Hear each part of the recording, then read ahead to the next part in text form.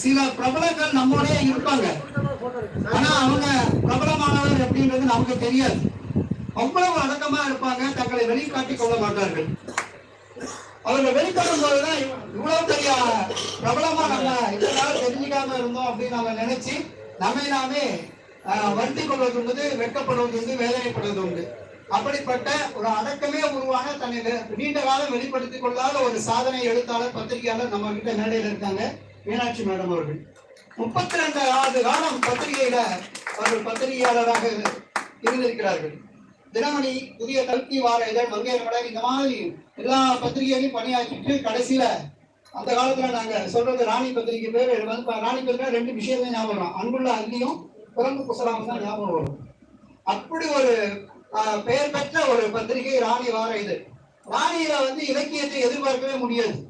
ஆனால் கடந்த ஒரு 5-6 வருடங்களாக அது இலக்கியம் கமழும் ஒரு பத்திரிகையாக வருகிறது என்றால் காரணம் இலக்கியவாதி ஒருத்தர் அங்க போய் ஆசிரியராக உட்கார்ந்துருந்தாங்க இல்லையா? அதான் மீனாட்சி அவர்கள். ஏன்னா யார் எங்க போனாலும் அவங்க என்ன பண்ணுவாங்கன்னா அவங்களுடைய தன்மையை, அவருடைய கொள்கையை அங்க நிலைநிறுத்தி விடுவார்கள். இப்ப ராணி பத்திரிகைலாம் சிறுகதைகள்லாம் வரும்போது ஒரு புஷ்பா தாமரை, அது என்ன மாதிரி கதையெல்லாம் உங்களுக்கு வந்து தெரியும், எப்படி இருக்கும் தெரியும்.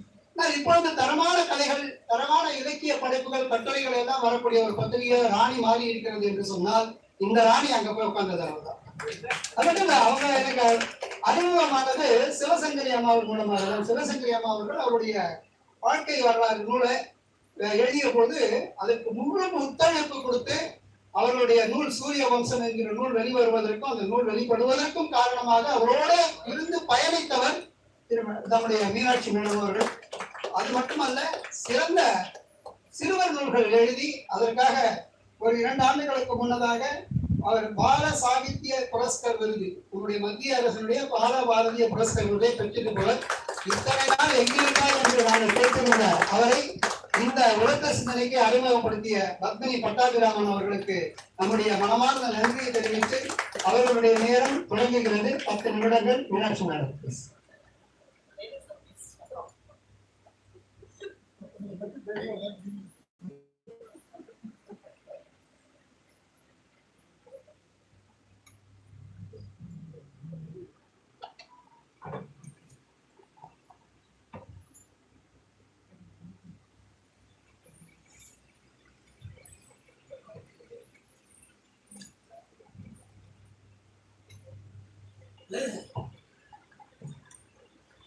அனைவருக்கும் இனி வணக்கம்.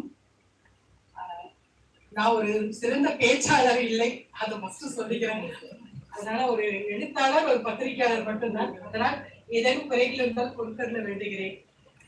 நிகழ்ச்சிக்கு சிறப்பு விருந்தினராக பங்கேற்று நூல்களை வெளியிட்டு அமர்ந்திருக்கும் நீதியரசர் ராஜேஸ்வரன் அவர்களுக்கும் என்னுடைய முதற்கண் வணக்கத்தை தெரிவித்துக் கொள்கிறேன். மேடையில் அமர்ந்திருக்கும் என் மதிப்புக்கும் மரியாதைக்கும் உரிய ஐயா ஏவாடி ராதாகிருஷ்ணன் அவர்களுக்கும், எழுத்தாளர் வேணா தமிழ்வாணன் அவர்களுக்கும், கவிஞர் அமுதா பாலகிருஷ்ணன் அவர்களுக்கும், அன்பு கவிஞருக்கும், எழுத்தாளரும் பத்திரிகையாளரும் என் நீண்டகால தோழியுமான திருமதி பத்மினி பட்டாபிராமன் அவர்களுக்கும், உரத்த சிந்தனை அமைப்பின் திரு ராம் அவர்களுக்கும் என் அன்பான வணக்கங்களை தெரிவித்துக் கொள்கிறேன். மேடையிலும் அரங்கிலும் வீற்றிருக்கும் சான்றோர்களுக்கும் ஆண்டவர்களுக்கும் என் முதற்கண் வணக்கத்தை தெரிவித்துக் கொள்கிறேன்.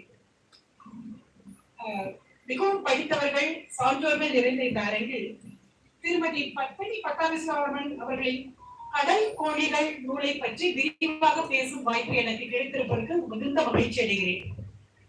காரணம், இந்த நிகழ்ச்சியில் நான் கலந்து கொள்ள முடியுமா என்பதே கொஞ்சம் சந்தேகமாகத்தான் இருந்தது. தொடர்ந்து நிறைய நிகழ்ச்சிகள் இருந்தன. ஒரு பத்திரிகை ஆசிரியருக்கு அது கிடைக்கிற அந்த வாரத்துக்கு ஒரு நாள் தான் அந்த விடுமுறைங்கிறது.